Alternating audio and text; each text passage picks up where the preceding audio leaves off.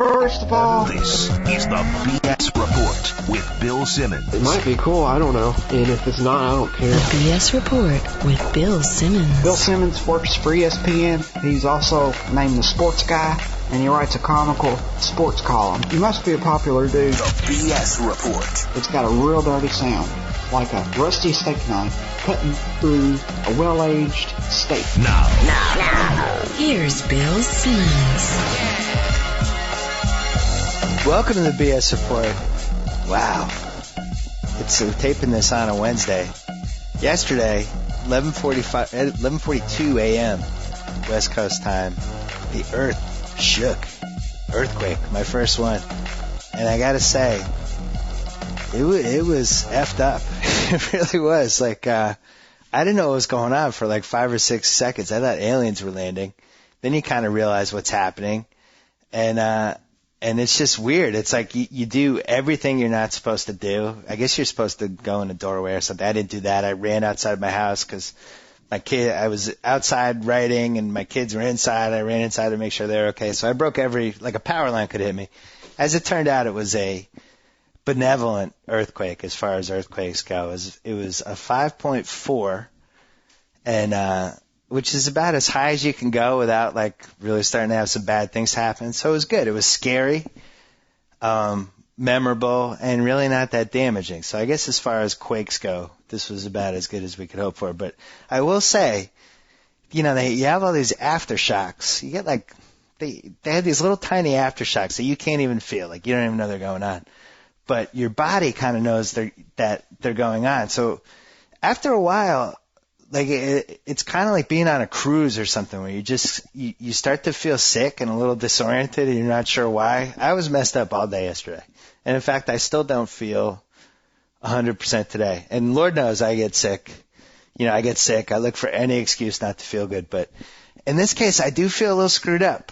Like it was just a really, really weird day. And the other good thing was the way that the local networks cover the earthquake type of things. It's just the anchors on these different, I was watching Channel 4 and the anchors are so serious, and within 30 minutes it became pretty clear that nothing bad had happened, but they're like, let's go to live video that happened right as the earthquake was happening, and they'll cut to it, and it's just basically some cameraman in somebody's living room, and you see a light swinging back and forth, and people are going, whoa, and they're showing that as their exclusive video. So anyway, it was a crazy day, and it was a crazy day in California, and I cannot imagine being in an earthquake that was, more traumatic than that one, because this was pretty scary. This was a 5.4. I can't even imagine being in a 6.7. I just think that would be one of the most emotionally scarring things you could go through.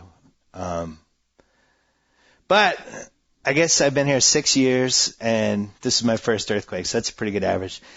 I do blame Ricky Davis, though, because, the Clippers signed Ricky Davis, and then 12 hours later we had a 5.4 earthquake. I don't think that's a coincidence. I don't care. Anyway, we have a good podcast for you today. We got one of the most famous female athletes, if not the most famous female athlete in the universe right now, Danica Patrick. So let's bring her in. Danica Patrick, welcome to the podcast. Thank you. Thanks for talking to us after you got robbed at the 2008 ESPYs. I'm glad you're still talking to ESPN. There's always some pretty good people up for those awards, though, so yeah, but look at that. Yeah, but you presented, so usually that means it's like a wink thing. I don't know. I didn't want there to be any bad blood with you and the worldwide leader. Goodness, no. I'm always taken care of very well, and I always have a good time. I mean, I'd go either way. I've gone when I've not been nominated, and I've gone when I am. So I'm lucky enough to get to host or get to present every year. So it's a good time. Do you get nervous when you have to make like that 50-foot walk in the high heels? There is a thought like, geez, don't fall. Please right. Don't fall. I don't think that would be nerve-wracking. No, I'm not. You mean walking out and presenting? Yeah, not actually the actual presenting, but just the actual 50-foot walk in the high heels while everybody's applauding, and you're just thinking the whole time, don't step on my dress, don't trip, don't step on my dress. Oh, well, I wore a short enough one. There was no chance of anyone. Yeah, that is true. Yeah, no, I have a good time with it. It's pretty easy. I mean, I get more fired up about other things than that. That to me is kind of fun, and that's something that I get to do outside of racing. That's kind of cool. So I don't get stressed out. Anytime I've heard an interview with a race car driver, they always have to mention their sponsors, and they sprinkle it throughout the interview. So I don't know if you wanted to get that out of the way now. Well, the Motorola car is doing really well this year. We're working hard. And right. Anybody else? Major companies? Yeah. GoDaddy and AirTran, and those are the main ones. All right, good. All right, we're done. We don't have to go back. Okay. All right. Now, I think the most interesting thing about where you are at your career right now is that if there's a race on, it's a little bit like golf, where there's a golf match on and people are like, hey, how's Tiger doing? And in race car driving, and there's a bunch of fantastic race car drivers, but with you, it seems like people are always kind of interested to see where you are, what place are you in, are you close to the front, like stuff like that. Do you sense that at all? Do you get resented by the other drivers for that? Like, how does that feel to be in that position? Gosh, I don't know what it's like from a different position. It's hard for me to put myself in someone else's shoes and try and imagine what they're thinking. Right. I mean, all I try and do is the best job that I can with being real with the fans and enjoying it, and knowing that I'm hopefully helping a lot of different people, of course myself, but and of course it can go away in a second, so you have to take advantage of these opportunities. And is that your dog? That's my dog, yes. What kind of dog is it? It's a Maltese. This one's a Maltese that's barking right now. Did you give it a cool race car name? Yes, actually this one is one that my sister named. She named him Ricky Bobby after Talladega Nights. Oh, nice. So, I figured there'd be some connection. How did you get the bug to start racing?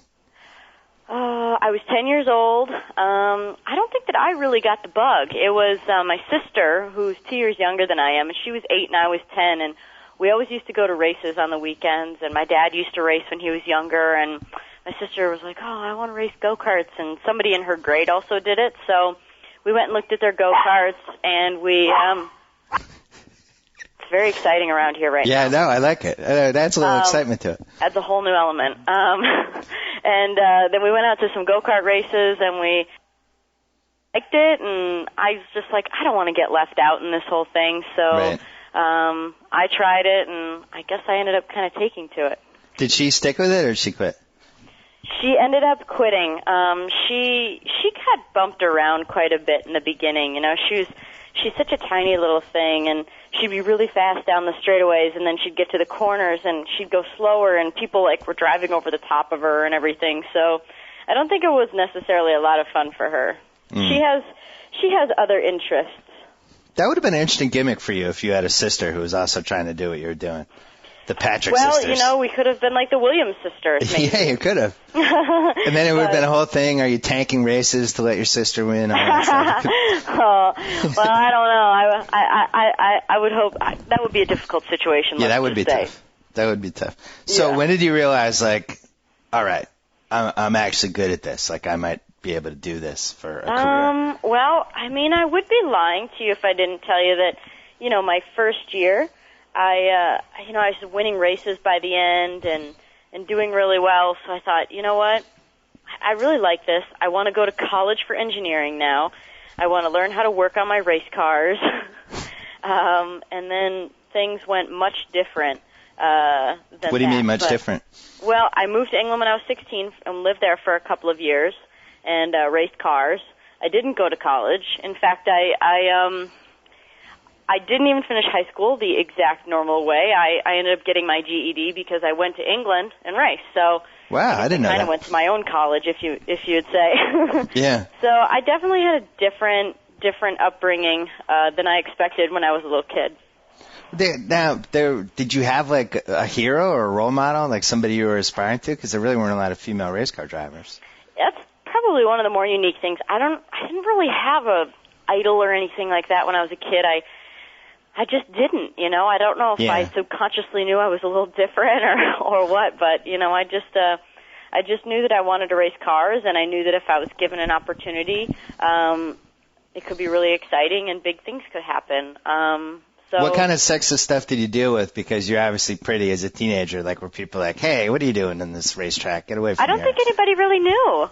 I mean, people knew I raced, but they didn't really know, if you know what I mean. Right. I mean, every now and again someone would ask about it, but it wasn't probably until I was in like 9th or 10th grade, and MTV came to the school, and ABC came to the school, and they were filming me for different projects they were working on that I was in. So at that point, I think people were kind of like, wow, you're on TV? Mm. And then probably the next time that they really knew a lot about it was when I made it to Indy cars. So, Right.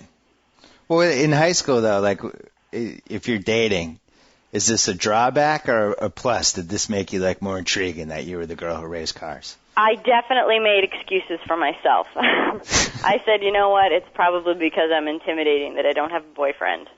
So you didn't have a boyfriend. There was other reasons, I don't know. Right. So you didn't have a boyfriend possibly because they were like, oh, man. I don't know. What would you think if a girl in school was a race car driver? What would you think of her? Would you want to see her? I was terrified of talking to any girls in high school anyway, so I would have been like 3 times as terrified to talk to you, I think. But, okay, so maybe my theory holds some truth. Yeah, well, I was going to ask you about that because I know you're married now. Like, I even think being married to a race car driver would be weird because when you go to dinner, like, who drives? Do you drive or does he drive? Or do you switch it up? Then whose car we take. Oh, interesting answer. Yeah, it's I don't mind riding. I think in the very beginning with my now husband of a couple of years, in the very beginning I still kind of am, but I was opinionated about how to drive. There's a really funny story about the first time that we started really dating, and we were leaving it was at a race, and we were flying somewhere very early in the morning after the race the next day, and it's like 4 a.m. and it's dark out. And there's barely anybody on the road, but we stop at a red light, and I'm pointing to the open lane at 4 in the morning for him to take it so he can beat the car off the line and not have to follow him. Right. So, I mean, yeah. So he took that personally or no? Well, I think he just thought it was a little over the top for 4 in the morning that I was trying to take the, open lane at a stoplight so that so you could beat him off the line. So I guess I do have my own opinion on the road. I do. What can I say? It's my job, Yeah, but I'm of the opinion that backseat driving is a trait that females have taken to another level. I know my wife is one of the all-time great. What did she do? What did she do to you? Well, now she just, sure, well, why didn't you go in that lane? Why didn't you do this? Are you going to hurry up? Like stuff like that. And I feel like now you have the backseat driving gene, but also you're a great driver. So I'd be intimidated if we dated. Like I would have a complex because I felt like I would always feel like you were judging me as I was driving, that I wasn't going in the right lane, that I wasn't doing that. You would be a little secretive, right? But have you ever we're all just good at different things. Right. There are things that my husband is far better at than me, and we kind of know what they are, but yeah. So anyways, when I was in high school, that being a race car driver was my excuse for no boyfriends. That's a pretty good excuse. Thanks. So when did you went, I guess you can turn pro at different levels of being a pro, but when did you become the pro at the highest level? Well, there's different levels of it. I guess I would describe turning pro as being probably when you start to get paid. Yeah. I started to earn a living from racing when I was about 19. And then, obviously, I got to IndyCar when I was 21 or 2. I think so it was I like just 4 years 22. ago? Yeah, 4 years ago? Yep. And you're the 4th woman ever to race at Indy 500. That's right. And the most nervous you've ever been? Racing that for the first time? Yeah. Yeah, I was pretty nervous. Anytime I'm doing well. My first Indy I qualified 4th, and in a 33 car field, so that was pretty good. And I definitely wanted to put put on a good show, and the further up I start, the more nervous I get because I feel like there's more to lose, you know? Yeah. If you're starting mid-pack or the back or something for some reason, you've got nothing to lose, you go for it, and, really there's not much to do but move forward. And so when I'm starting further ahead, I get nervous. When you battle nerves, though, in driving, it's a little different than being nervous for a basketball game. Like if you go out in a basketball game and you're nervous, you miss a couple shots and you settle down, you're fine. When you're driving professionally at 200 miles an hour, you can't really afford to be nervous the first couple laps. So do you consciously scale back? Like how do you handle that? Yeah, I think that it's true, but for some reason when the car starts and, you get rolling, you're a little preoccupied, you're saving fuel, you're, picking the right gear to start in, you're, warming your brakes up, warming your tires up. So you don't really you're not really focusing on being nervous and what's about to happen. So fortunately enough, I guess it's a pretty good system. I stop getting nervous when we start rolling, so. How much does concentration have to do with being successful? Because it just seems like to concentrate at that level for 3 hours would be a unique skill in itself, right? Yeah. I think that it was the most obvious to me when I was young and in go-karts, and you'd take your mind off of it for a split second. Like, you're young, you look out into the crowd maybe or something like that, and driving your go-kart, and all of a sudden you make a mistake, and so you really need to have a very tight attention span, and you need to be able to keep your focus on one thing for obviously an extended period of time. So, letting your mind wander is not necessarily the best thing to do. So, it's pretty easy to make mistakes. Well, so if you had to break it down, hand-eye coordination, concentration, and then you'd have to have a certain level of fearlessness, right, to do this at a high level?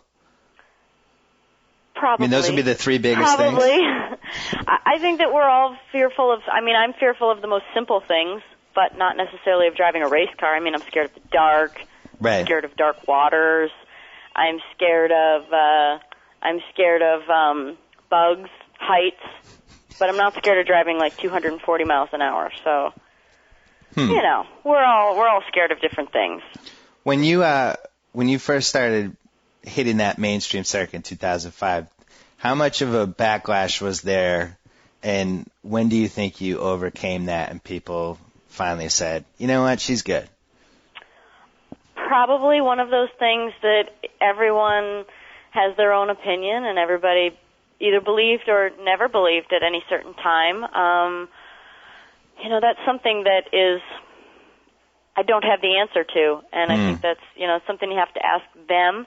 And so it wasn't a tipping point for you.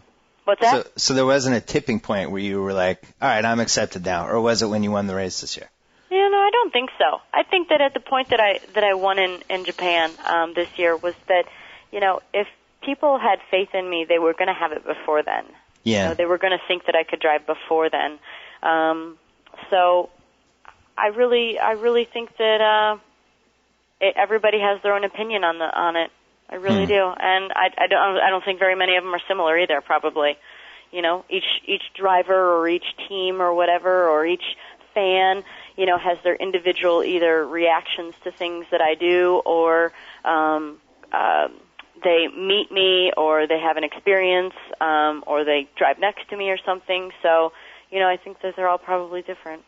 Now, when you started crossing over in the mainstream and you're doing some magazine stuff, some talk show stuff, were you careful about how much you did of that stuff to not go the Anna Kournikova route where people didn't even think of you as a driver? Well, I've definitely always felt very comfortable with all the different things that I've done. If I didn't feel comfortable, I just wouldn't do it, no matter what, Mm-hmm. So I felt comfortable with everything I've done. But I think more in the beginning, you take more of the opportunities than you do later on when there are just more to pick from. So, I'm definitely very selective at this point. I'm very conscious of my fan base, of perception, of my sponsors, of everything. There are so many more things to weigh in on my decisions than there was back in the days when I didn't really have many sponsors, and it was just me and my family making a decision. So Right. things evolve and change as your career grows. Well, there's been, it seems like a little bit of a backlash against you this year. After you won, you were on Sports Illustrated, then you got involved in a couple of, well, I thought they seemed like minor confrontations that seemed like they would happen with any driver, but for some reason, because it was you took some heat, and then the people are saying she's a prima donna, all that stuff. Like, do you think that's even remotely fair that you're not allowed to act like any other driver? I believe that, in this world of media and publicity and, growing fan bases and everything, that, rules change a little bit, and, people are always watching, and I think that's something for me that I always have to keep in mind, is that the longer and the further I go in my career, the more people are watching, and, I wouldn't change it for the world, but it's definitely something in my position that I have to keep in mind. Well, you've become a celebrity in a really bad era to be a celebrity, because you have YouTube and Google. Or good. Well, good, but there's a lot of things that are going on now that just aren't good, like especially any sort of moment you could have that might not be pleasant is going to immediately go on YouTube. You got all these people posting photos of you. Like, I'm sure you probably aren't a big fan of Googling yourself. Like, do you just ignore that stuff? Yeah, I don't really. I mean, for me, I can't. There's nothing I can do about what people say about me. I can just live my life the way that I believe I should, try and do the right things, and then beyond that, it's out of my control. I think that we're definitely in a bit of a world of attention media attention that is not always necessarily positive, and in fact, there's quite a bit of negative, and I can't control that. I can't control that, and I can't control, I think even sometimes, you do an interview and people have their own motives for the piece that they want to do, and no matter what you say, sometimes you can't win. So, you can just, all I do is just try and stay true to myself, try and be real, try and be myself, and feel comfortable in everything that I do, and if I can do that and I can walk away and feel like that, then beyond that, there's just nothing I can do. That's good. Let that crap bounce off you. The dumbest thing I've heard or read about you is that some people think that it's an advantage that you're tiny. You're 5'2", you weigh like a little over 100 pounds, and you're going against these guys that maybe are 60, 70 pounds heavier. But these have to be heavy race cars, right? I just can't believe that would actually be an advantage. 1,600 pounds. Yeah. So really, that's an advantage? I don't see that one. Well, I mean, there's definitely pluses and minuses to everything. If you're small, yes, you weigh less. Do teams try and make an effort to make sure the car is as light as possible? Yes, they do. But then what about the strength factor? I'm by no means built like a 6-foot guy. Right. So, there's trade-offs to everything. So, man, it's you just deal with those things that come along, and I guess I can just be happy that I've had some good races this year. Won my first race in spite of all of the different things that have happened and those kinds of rules. And at the end of the day, when it all comes down to racing and going out and making good pit stops, passing cars, it really doesn't matter. It really comes down to, is your car good? Are you having a good day? Are you moving forward? And are you on your game or not? That's really all that matters on race day. Well, I'll tell you where it does matter is go-kart racing. Because Leanne Tweeden wins every celebrity race ever because she weighs like, 125 pounds. Maybe she's really good. No way. It's with the go-karts, it does factor in. You have to admit. To ignore the fact that there is obviously something there is, like I said, it's true. There's something there, but when it really comes down to it in the race, and proportionate to your vehicle. So yes, that 1,600 pounds, and then you add a driver in there. The percentage is so much smaller than in a go-kart when the go-kart weighs maybe 200 pounds or so, and then you put yourself in it.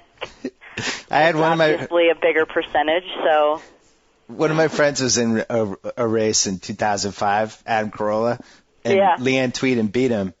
and you could see her car pulling away from him on the straightaways. So Yeah. we made fun of him the whole night that Leanne Tweeden beat him, and I think he's still complaining about the weight I bet he difference took in it the well, though. go-kart. He seems like the kind of guy that would take it well. Oh no, he took it terribly. Hey, in fact, if Really? you brought it up, if you ever see him and you bring it up to him, he'll go on a 20-minute rant about how Leanne Tweeden's Oh, well, if I go-kart should do a have show sandbags. again, I'll have to. Yes, bring I'll that have to up. Bring up. Have you ever raced before? Yeah, say that Leanne Tweeden was bragging the other day about how she just repeatedly beat Corolla. He'll flip out. I have an keep that in idea. mind. I have an idea how to handle the slight backlash against you right now, Okay.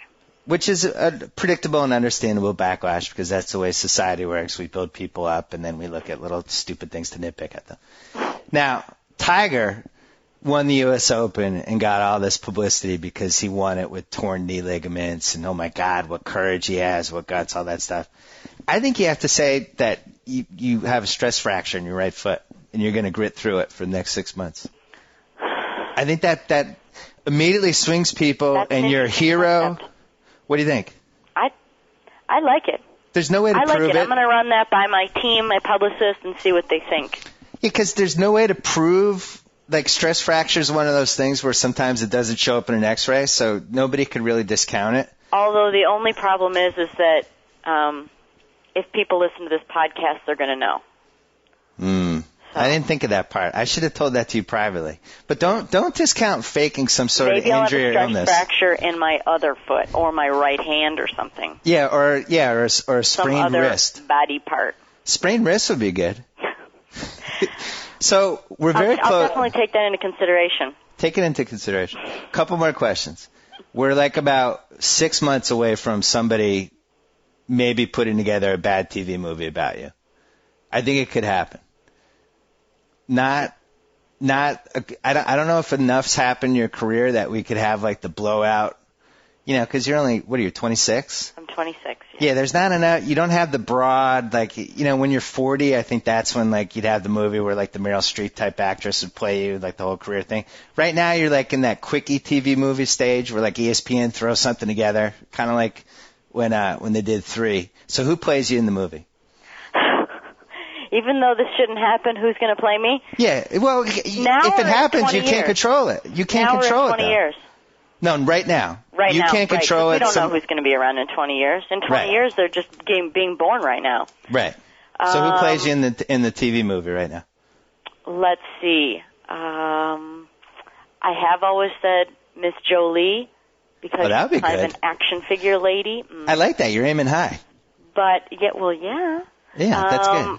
Let's see. Who else? I mean, basically, just think of some tough chick with long dark hair. Or a long blonde hair. They can dye it. So worst case scenario for you is one of the Olsen twins. Their hair's not long enough. Extensions are possible, though. Well, the extensions, you could do everything. I think I would just be flattered if anybody wanted to take part in a movie about me, of course. Every now and again, I get that reminder, and I feel like it really happens at the ESPYs the most, where I feel like I am just Danica from Roscoe, Illinois, and these people don't know who I am at all.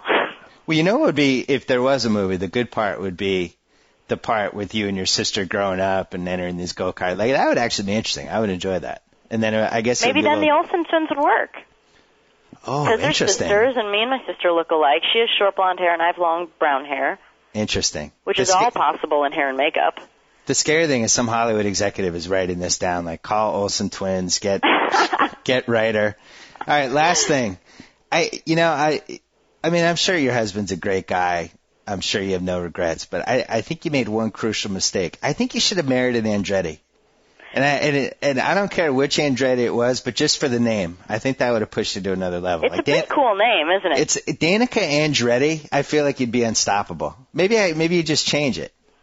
Well, Is that legal? Could maybe you just I can change your name? temporarily take it on while I drive for Andretti Green. That's pretty good. Danica Andretti, I feel like you would just be ripping off Indy 500 wins. Well, that was that was one of the things, is that the Andrettis have had Mike led so many Indy 500s and he didn't win any. That was the big hang up, but he deserves a lot of them. So what's your next big race coming up, next big thing you're preparing for? Well, I'm on a bit of a lull right now, thank goodness. We were on the road for 6 weeks straight, which is really tough on all of us, but definitely all the crew guys that are, in the shop all day and then on the road and, away from their families. At least I get to go with my family all the time. So we get a week off, and then we're going to Kentucky. We've got 4 left. We've got Kentucky, Sonoma, Detroit, and Chicago. And then what happens? And then we get a little break, and I believe we're supposed to go to Surfers Paradise in Australia then in October. So we've got, with the merger between IndyCar and Champ Car, there's been some different schedule, some schedule changes from last year. So that's all right. It's all good fun. Yeah, sounds pretty good. Lots more competition this year, definitely. There's so many good drivers in the IndyCar series now. It's they've made it really tough. It sounds like it. It sounds like it's even hard to keep track of like who the best people are. It seems like everybody's just good. When they're all that good, it's like who's having a good weekend, who dials their car in quicker, who catches a break, who makes it in, who qualifies further up in qualifying. Right. Who catches the yellows at the right time. I mean, there's just so many elements that come into it. When you have a lot of good drivers, it makes it all the more difficult, and I've definitely noticed it this year for sure. But it's good for the series, The more competition, the better it is for you guys watching, right? Yeah, that's true. I forgot to ask you one question. Do you think cars could go any faster? I feel like we've maxed out. I don't see how we could go any faster. We could go faster. We went faster 5 or 8 or 10 years ago than we do now. Well, what's the fastest that you've gone? The fastest I've gone is probably about 240. So you're saying we could get to 250 in the next 10 years? Well, the thing is they keep dialing us back. At a certain point in time, the speed, the whole speed kills thing. Right. At a certain point in time, there's just too much of it. Yeah. So, especially turning corners with concrete walls all around you, it definitely makes for some interesting racing. So, and dangerous. So, we'll probably hover around. Indy's our fastest track. We do about 230 average in qualifying, and so we'll probably stay right around there. I think it was Lyondike maybe did 242 or something like that average. Oh my God. I don't remember what year it was. Maybe around 10 years ago-ish. Yeah, they keep us under control. Well, I've done 116 in the Mare Parkway. I just feel like I have to brag. The last time I did 116 out on the public road was a very long time ago. I felt like I had to brag because you've been talking about, your driving and all this stuff, and now I'm starting to get competitive with you. Really? Yeah. Well, I'm kind of retired, though, although I did make it from Vegas to LA in 3.5 hours last year. But see, that's the thing. Impressive. It's like, you brag about driving fast, and it's actually not a good thing to brag about because it's dangerous. So I don't want to seem like I'm bragging. I don't drive fast on the road at all. Good. I will say that I accelerate from a line very quickly up to the speed limit, or around that. But I don't drive too out of control. When there's somebody cruising down the highway that wants to go faster than me, trust me, I let them by. I'm like thinking, you're my cop catcher. I'll just go a couple miles an hour slower right behind you. I would think that nobody could get out of a speeding ticket better than you because you have the looks and you have the celebrity, and there's just no way any cop is going to give Danica Patrick a speeding ticket. I've been pretty lucky over the last 4 or 5 years. But I did get a ticket earlier this year in Arizona. How fast were you going? The cop, I was doing 17 over the limit. Ooh. So at least it was respectable anyway if I'm going to get a ticket. And the cop told me that he said, I don't know who you are and I don't care who you are, because I tried to tell him I'm a race car driver at the very end, because you can't just say right up front, hey, Right. Either you batted your eyelashes. Off or they're not, Yeah. So he came back up to the window and I said, please, I'm a race car driver. I'm not going to hurt anyone. I know what I'm doing. I'm sorry I was speeding. He said, I don't know who you are and I don't care who you are. And then lo and behold, that night it was on TV. So I'm guessing he might have known who I was. Yeah, I think he wanted the story for his friends. Yeah, well, I guess I was the one speeding, so when you leave the door open like that. I'm surprised you didn't have to publicly apologize, like something completely horrible just happened. Well, I guess in my job, in my profession, speeding, I wouldn't go so far as to say it's acceptable, but it's predictable. Yeah.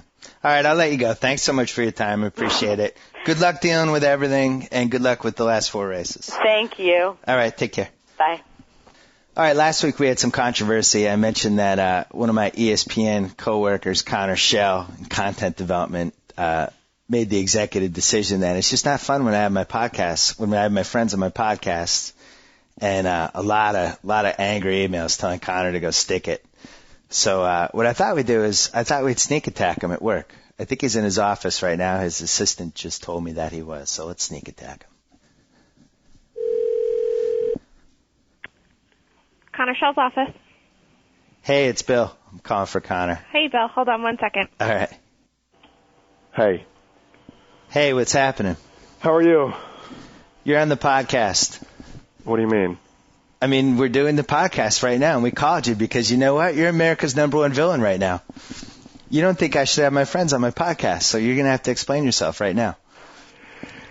Bill, you're absolutely not allowed to do that. Come on. You know that. Come on, give me an explanation. Why should I have my friends on? What bothers you about it? You've completely taken me out of context here, Bill. Well, what was the exact quote? And I don't like you ganging up on me. Not only did I gang up on you, but your millions of your listeners are ganging up on me as well. Your beloved coworkers implored me to call you. Namely, 2 of the people in your office, even like making sure you were in the office at the perfect time, because you know what? Even they want you to explain yourself. My exact quote was that I told you there was one podcast that I didn't like, and you've taken that into... No. Now I don't like anything you've ever done with any of your friends. No, your exact quote was, I like when you have people that I know on your podcast. I don't care what your friends have to say. That was the exact quote. I don't think that was an exact quote. It was pretty close to being an exact quote. There are witnesses. There are witnesses. Who's our witness? Carrie? Yeah, my wife. Okay. Yeah. All right. So, are you going to back down from this? Because America wants to know. All right, I'm willing to back down, Bill. You win. I was overwhelmed by the response you got in email. I mean, I sent you tens of emails. I see clearly that I was wrong. I sent you at least 12 emails. There are at least 11 people out there. And you know what's funny? One of them was definitely from Jacko, though. You know what's funny was a lot of people were blaming you for any of the ills with ESPN broadcasting right now. Like you were to blame for every bad decision we ever made. They practically wanted to blame me for killing Kennedy.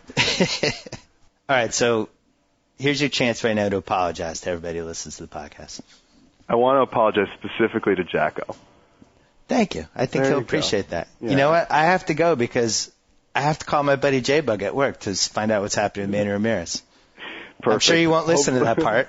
Hopefully it can be at least 120 minutes long, though. Okay, good. All right. Thank you for talking People to us. are looking forward to 2 hours with Rob Stone. Wow, Diggs until the bitter end. This is terrible. All right, we're letting you go. Bye. All right, in Connor's honor, we're going to call my buddy J-Bug. The trading deadline is Thursday. We're making this phone call on Wednesday, but a lot of talk about Manny Ramirez back home, whether he should go, whether he should stay. And I feel like that J-Bug and I are 2 of the only people who don't want him to get traded. So let's give him a ring. This is Jason Buggy. Bug. Billy. What's happening? How's it going? You're on the podcast. I'm on the podcast. I wasn't sure if you're going to be there because midday is the time of the day when the bug tends to disappear into stall number 2 for about 20 minutes. You've got me by 13 minutes, 3 o'clock. So regular, I'm irregular. I had to call you because you and I, and I'm sure there's a couple others out there, I haven't been on the internet, but I feel like you and I are the only 2 people who would be extremely bothered that they would trade Manny Ramirez for like 50 cents on the dollar. I don't get it. Well, I think about the lineup when he wasn't there Friday night. Right. Wasn't potent. Not even a little bit. So I'd be a little bit bummed out if we didn't get something really fantastic in return, and I'm not talking about prospects. Isn't this part of the Manny experience, though? That's what I don't get, is like when we spent $160 million on this guy, we knew that there would be, once every season or every 2 seasons, he was going to have these weird episodes, and you just ride him out. He's crazy. He's completely insane. He's a child. He's a child. He might be the youngest of 15 brothers because that's how he acts. I mean, right. What are you going to do? The guy's played more games, I think, than maybe Pedroia is the only guy that's played more games this year for the Sox. I know. They go back. I don't know. It's got to be out there somewhere. But who's played more games than this year? He's taken a couple games off against some questionable pitchers that Gammons pointed out today. But this is what he does. You know what though? God bless Gammons, but he's pretty tight with the Red Sox front office, first of all. So, I feel like it's tough to feel like he's being objective about this. But the bigger issue is you can't play the whole professionalism card with Manny, and he doesn't handle himself well, and blah, blah, blah. And meanwhile, Theo Epstein, what happened with him 3 years ago, was just as unprofessional as anything Manny ever did. The guy basically walked away from the team. In a gorilla suit. And now this guy's laying down like the wood, laying down the wood on what it's like to act like a Red Sox. It's like, you ditched us. You quit. You left us without a general manager going into the off season. I don't see how that's any different. And I think anybody who writes about Manny and takes the Theo Lucchino side without mentioning that Theo ditched the team 3 years ago is a hypocrite. And lost one of my favorite player, not on the Red Sox in the meantime, in Hanley Ramirez. We got Beckett and Lowell in return. Sure, that's great, but boy. What a trade that was. That was really one of the most amazing. I was reading some magazine they interviewed 20 or 25 GMs. Who would you start a baseball team with? And Hanley Ramirez was the overwhelming. This is the guy I'd start the team with. And then I'm thinking all right, this feels like it should be a bad trade, but we won the World Series with Beckett, which is the whole point of making the trade. And Lowell was like the flyer that turned out great. And got resigned. Yeah, it worked for both teams. But if Lowell had been a bust, which really was like a 50-50 thing, maybe not as good of a trade even if we win the World Series? I don't know. The whole point's to win the World Series. And Beckett seems to have that but you know what? We'd won the World Series. I was good for a couple of years. You're playing that card then. I was good for a couple of years. I love Hanley Ramirez. Love the guy. He's my keeper. Yeah, I love him. I love Hanley Ramirez. But you know what? It's a trade that worked out for both teams. Well, is there anybody you would rather start a must-win, do-or-die game in the playoffs with than Beckett? Is there anybody in either league that you would rather have? No one jumps out at me. Yeah, I would say no. I'd say it has to be Beckett. Yeah, he's kind of intense. Now, Chamberlain on Friday night really scared the hell out of me because I'm thinking this is what we have to look forward to for the next 10 years. He was incredible. Yeah. That was an amazing pitching performance. Lackey had the no-hitter going in the ninth last night. I never felt like he was dominant like Jabba was. Yeah, he had 4 strikeouts. Yeah. Jabba, our guys actually seemed afraid of him. And in one case, Manny was so afraid that he decided not even to play. Yeah, he's a little, Jabba's a little loose. He reminds me a little bit of Clemens, and the younger, big dude, a little bit scary, might hit you in the head. He'd think about it. Little crazy. Looks like he'll get in a bar fight or two before everything's said and done. Probably has. I have to say, this is I don't want to use the word that's the synonym for the nickname for a cat, so I'll say wuss. But this Red Sox team is very wussy. The Tampa brawl I thought was eye-opening because he had 6 guys basically pigpiling Crisp and beating the living crap out of him. Where was our crazy bench clearing brawl guy? Now with Ortiz out of the lineup, I feel like I don't even know do we have one guy who's going to stick up for everybody? He's actually, that crazy guy is actually DHing and playing first place for the last place Baltimore Orioles. Millar? Yeah. Yeah, he wouldn't have let that happen. He would have been out there, and then everyone would have followed because it's crap, Millar. Wait, well, Trot wouldn't have let that happen either. Maybe not. No, Trot definitely not. But that's different. He's done, right? He's stick a fork in him. But I'm just saying, in the old days being 3-4 years from now, I did feel like we intimidated the Yankees a little bit. Yeah, we threw a Jeter every time. And, it was kind of like, well, what are you guys going to do about it? And they never fought back. And even though it's a very tiny thing, I felt like it was kind of symbolic of what was going on in the rivalry. And now you have Java just, throwing it at Euclid every start he has against the Red Sox, he throws at Euclid. And none of our guys really responded. And I don't know who would respond. I mean, it's like... Including you, other than looking out there and saying, what the... Yeah. Because he knows if he goes out there, he's going out there solo. Look what happened to Coco. I don't want to get my head beat in. I have to say, here's the move I think you should have done, and Trot did it once. I forget the pitcher, but don't you let the bat go in the next swing? Possibly. Something. But not if you're going to get... If you have no backup, you're not. Yeah, that might have been true. I really wonder if that was going through Uke's mind.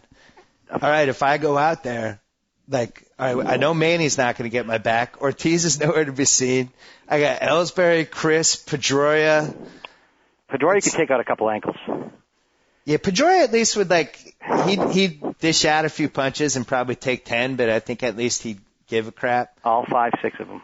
Mike Lowell is like Gandhi. Like, Mike Lowell's not going to come in and start throwing punches. Maybe not, no. So anyway, with this traded deadline coming up, I really think that we need a hothead. We need somebody, we need like a righty DH who's like 6'5", who's been suspended a couple times in the minor leagues for throwing a bat at somebody. And that's what I want in this team. Even if it was somebody like Daniel Cabrera in the Orioles, who's just insane. No. You don't think we can get one crazy guy? No, not going to happen.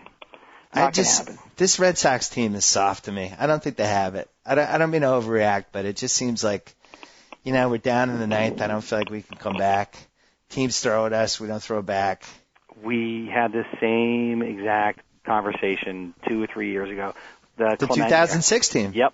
Yeah. We had this identical conversation. We went to the Clement game, too. We went to a game where it was game 3 against the... in the playoffs. They got swept. Oh, in 05 against the White Sox. It was 05. Yeah, it was 05. Yeah. You're right. Yeah, soft. The 05-06 teams were a little soft. They were a little bit soft, a little bit ginger. The Orioles stink. What would be terrible about bringing Millar back as a righty DH? Nothing other than, he'd be riding the pine. We have a DH. He's a lefty. No, I'm saying he could be, your righty. Gets bats against lefties every once in a while. Throw him in the outfield, throw him at first, throw him all. Yeah, you could do that with Millar. Plays twice a week. He'd love to come back here. Oh, he'd kill himself. You wouldn't even have to trade Manny after that. He's the only guy that could keep Manny in line. I'm just so bummed out by this Manny thing. First of all, I love watching the guy. They're not trading him. They're not. I don't think they are either. They can't. They're not. They won't. The guy's going to end up 300. He's going to bat 300, 305. He's going to hit 30 to 35 homers, like you said. They're not.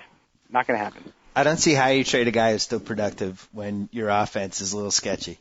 No, it's not going to happen. Can't. Not we're what are we? We're a game behind. Do you realize that the last time Jacoby Ellsbury hit the ball out of the infield was during the Eastern Conference semifinals, Celtics? Is that true? No, I made that up. No, I believe it though. Is it a bad sign when he comes up when it's like softball, the outfielders move in? Yeah, but it was the left field and the right fielder, they come in 50 feet. That's bad, right? But you even bringing that up is just a perfect getting back to Manny. Look what happened. Manny sat out. He went to the top. They were ready to switch things up. They were ready to change the order. Manny sat out. I will say first. We didn't score a run. It was an out at the top of the inning, the top of the order. Right. Go ahead. Sorry. I'm going to lose my mind. Well, I will say that the Ortiz thing has been underrated because he's one of those guys that he'll win 3 games a month for you by himself just by hitting the crap out of the ball. But then he'll extend a couple leads that you have in a couple other games where you're up. And Wakefield's lost a bunch of these this year. You'll be up 4-2 in the 7th inning, and Ortiz will come up and hit a 3-run homer, and the game's over. And that's it. And we've let these teams crawl back in the 6th, 7th, 8th innings. I still use we like I'm on the team. Yeah. Because we have these bad relievers, and then we're also not extending these leads because we don't have that finishing hitter who puts the game away. So I have to say the only real bright spot for me for this entire season has been Lester.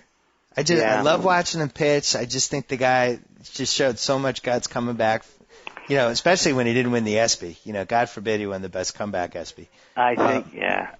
But he's been great, and to think that we could have given him up in the Santana trade is kind of chilling. Well, you got to throw Pedroia in there too, because he's just he doesn't quit. There's a guy. But I mean, he did this last year. I feel like he's doing this year what he did last year. Right. Same which for is a nice surprise, by the way. Yeah. Which is nice. But the big thing that stands out to me so far about this year in a positive way is that Lester has turned into this. I mean, he's on pace for 240 innings. Yeah.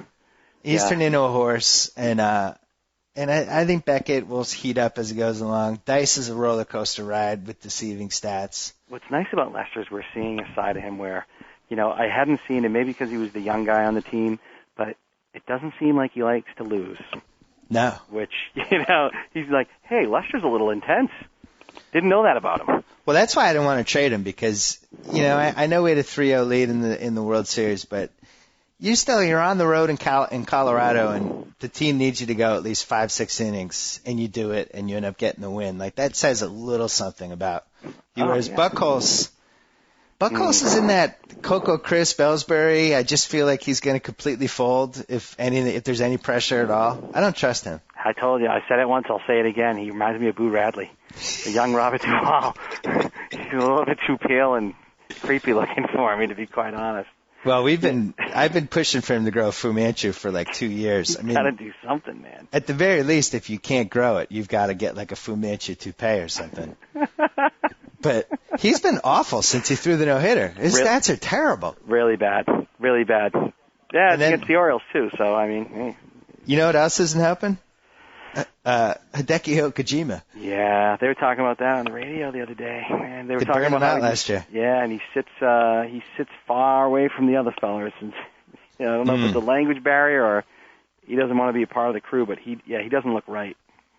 So he did all right. He did okay last night, so. So we don't feel good about our prospects? Not really, no. I mean, I don't feel, because it's, in years past, it's always the cream always rises, right? So you always had the Sox and the Yankees, but this year, Tampa Bay they're not going anywhere. Yeah, I'm not sold on them. Nah, they're not going anywhere. They're not going to. I think they fold. Anaheim is the team that scares me now because. Oh God, they own us. Well, but we own them in the postseason. But the Teixeira trade was ridiculous.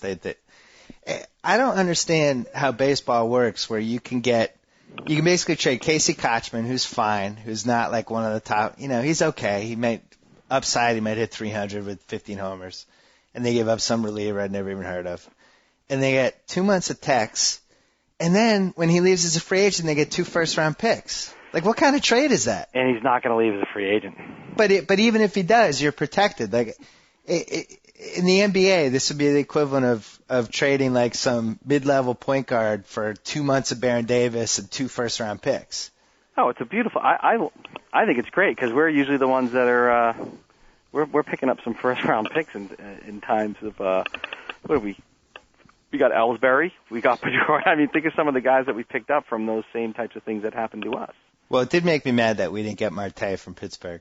Yeah, well, we didn't need Nady, but the guys that the Yankee gave up, I'm in this crazy American League fantasy league that where, we have to keep track of all the minor leaguers. I know every prospect in the American League, and the guys that the Yankee gave up were not any of their elite guys. Like, they really, Tabata hadn't been an elite guy for like a year.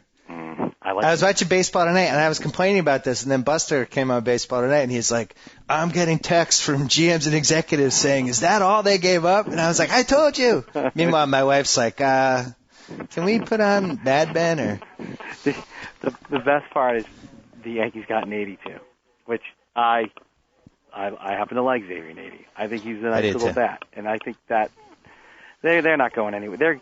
They're going to pass us. They're going to pass us. I didn't want to call Jacko this week because he I'm just was so gloating and happy. Hey, let me ask you: Do you think Nady? They call him the X-Man. I don't know how I feel about that. A white guy being called X-Man. Well, anyone that has an X in their name, you got to call X-Man. What else are you going to call him? Xavier? Call him X? What else are you going to call him? X? Just X? Isn't Xavier McDaniel the X-Man, though? Yeah, he is, but what else is there? You just can't call someone X. I made a strong push to call our son Xavier. Why? Because I wanted to call him X-Man. Well, see, there you go. Yeah, but he's not a professional athlete. I feel like you can steal somebody's name if they're not an athlete. Yeah. You can still admit How do you if know? You're not an athlete. What if he does become a professional athlete? What if he becomes a world-class ping pong player? I will say he really has some great hand-eye coordination so far at 8.5 months. You should see him pick up tennis balls and pretend he's going to throw them and then drop them. It's amazing. It's way ahead of the other kids. Has he eaten his own poop yet? No. That we haven't hit that stage yet. That's about at 1 year where the kids are like, "Hey, I'm going to dig down there." Poof. Listen, the other thing. Oh, you got to go. No, I don't have to go. No, it's 3:00. Your bowels are rumbling. Oh, yeah, I've got to go there. I don't have to go. But I will tell you that I don't know if your little guys done anything yet, but they sure do find themselves early. And let's leave it at that. Yeah. Last thing, how are you feeling about the Pats? We haven't talked to you on the podcast since fantastic. Tragic events of fantastic. Like a speed bump. That was a speed bump. Feeling really good. 17 wins, 18 wins? Including the playoffs? 20 wins, 22 wins? What's the win? I'm thinking they might have 2 losses this year. It's a pretty easy schedule, I guess. Yeah, I'm thinking 2 losses. And I'm thinking maybe 1, but probably 2. We didn't lose anybody. No one. We gained. No, we didn't. Wow, we lost Asante Samuel, but it sounds like he was going to get lost anyway because he got carried off the field in Philly. Who are the starting quarterbacks? Is that a trick question? No, it's a legitimate question. I haven't started my research yet. I don't even know who our starting quarterbacks are. We have like 7 of them. So it's like going to be cornerback by committee. Yeah, and I think that the Ellis Hobbs experience could possibly, I don't know, I think maybe this is his year, and if not... This is his year in Arena Football League? Yeah, this is his year for if things don't happen, then I don't think he's going to go. I don't think he's going to be around much longer. Yeah, you've got Hobbs and you've got, who'd they pick up? Sanders or? Have you sensed a swelling chest, collective chest with in the city of Boston with all the success we've had or not? Yeah, it's bad. It's bad? Yeah. It's kind of annoying a little bit. I have to say the bandwagon Celtic fans kind of bummed me out when I was back home. I mean, I know we all grew up with them, but the bottom line is, even it just seemed a little bandwagon to me. The Carnett jerseys and the Allen jerseys, and it was like, where were you people 5 years ago when we needed you? Well, I mean, where are they going to be? No, I know. Honestly, it just kind of bummed me out a little. Where are they going to be? I mean, it was really bad 5 years ago. So I don't blame them for it. It's kind of bad in the way of everything you're in there. People talk. I can't talk out loud right now. I'm in my office, but it's kind of annoying. Yeah. Yeah. Well, I do feel like the one good thing that happened from the Pats Super Bowl is that it brought everybody back down a notch, and it's a level of humility that maybe would not have been there had they won. Let me give you an example of how it's annoying. That Regine Rondo guy is really good, huh, man? Yeah, there are some indicators. Yeah. Or Jacob Ellsbury, that's another one. Jacob Ellsbury. Yeah, there's a bunch. So Eucalyptus, they say it like Eucalyptus. And for me, going to this, I've got my little package to the Sox games. Yeah. Sitting in the seats is just no fun. Yeah, I get bummed out when they show the fans now. Oh, it's so different than when we used to go, and I don't mean to be like the old days guy, but I just can't believe the number of women and young kids. Like, you don't know if you're at a Red Sox game or it's some sort of like, the Wiggles. Well, I don't know. I also don't know if they. It just seems to me like the park got smaller due to the amount of people that are in it. Yeah. So it's really packed in there. I mean, really, really, really packed. And hot. And hot. And I'm a fat dude. I'm the guy when you're a kid and like you walk on the beach and you get the little rash between your legs. I'm that guy. So I've got my legs. I have to keep them closed. I can't do the spread thing. It's just never had those issues before. Fenway, it's like 89. If it's 89 outside, in Fenway, it's like 113. Swampy. Especially you get like near section 31, 32, 33, like in left field. All those seats are nice and crammed together. People got to turn and watch the game. That's where my package is in section 12. My package is below my belt, but the ticket package is actually in section 29. Well, we got to wrap this up. No, we really have to wrap it up. We're running out of tape. So to recap, neither of us want Manny to leave. Manny's not going anywhere. Okay, good. Not going anywhere. All right, I love that. All right, thanks, bud. Talk to you later. So I get to sign off. Whoa! Thank you for downloading the BS Report with Bill Simmons. Too much fun. Check out more podcasts at the iTunes Music Store or at Pod Center at ESPNradio.com. Peace out.